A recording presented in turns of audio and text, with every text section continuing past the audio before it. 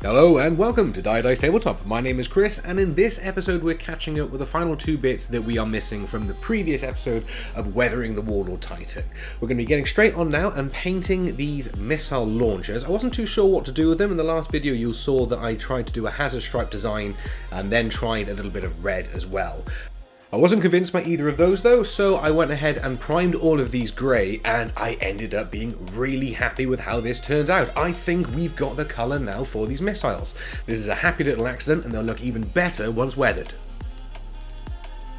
Next up, we can now focus on the reactors, but just before we do that, I want to quickly zoom in here and show you some of the other oil that I was using now that this has dried on the model. As I was saying in the last episode, it can be really vibrant while this is all drying and dying off due to the nature of oils taking a lot longer to dry, sort of 24 to 48 hours over your conventional acrylic paints. So there's a much more muted tone now that they've all dried down, so it's not as vibrant, not so much in my face. Now, I went over a few ideas in my head of how I was going to paint these void shield generators. Originally I thought about trying to put some kind of blue glow in there to make it sort of look like it's all plasma affected. But because we've got LEDs within this, I don't know how a artificial painted glow is going to work next to the glow of an actual real light, and I didn't know if that colour was then going to sort of detract too much from all of the other work that we've done to make it look dark and grimy. So all I did is I simply came in with a lead belcher, and anything that I thought stood out from what would be almost like, I suppose, a protective covering of these void generators, I painted them in a simple silver.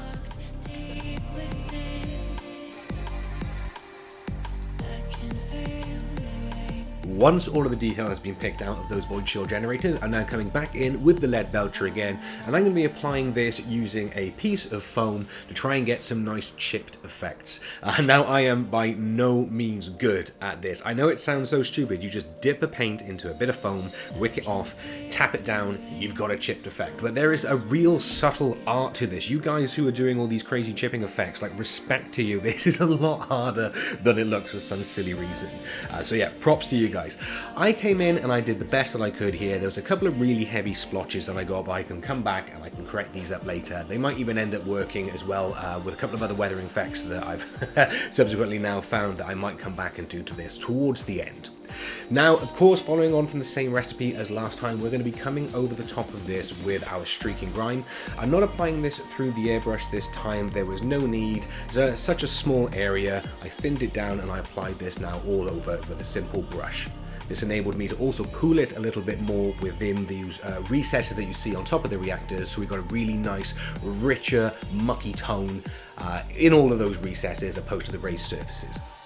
Once all that was done and flashed off with a hairdryer, I'm coming back in with a sponge that has been soaked in mineral spirits. We're dabbing off as much of the streaking grime that we just put down as possible, then coming back in with our hairdryer to flash off any of that excess spirit.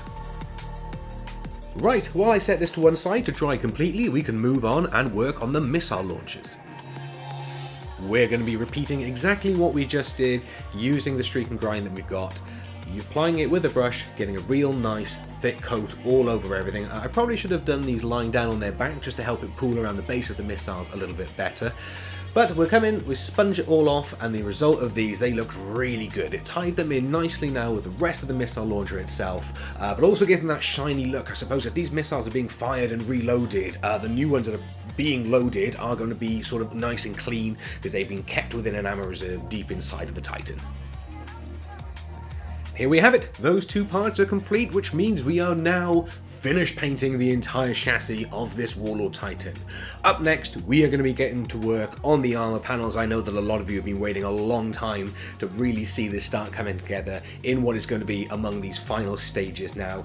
Next up, once we got the armor panels done, I'm going to be coming back in and obviously doing the weapons. You haven't seen anything to do with the weapons just yet, and that is by design.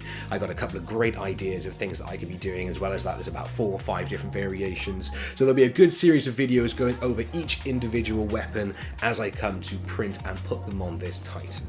So guys, thank you ever so much for watching and for sticking with this series. If you like it, please of course like it, drop a comment, let me know what you're thinking, and if you're not already, please subscribe to the channel. Thank you so much again, and I'll catch you all next time. Goodbye.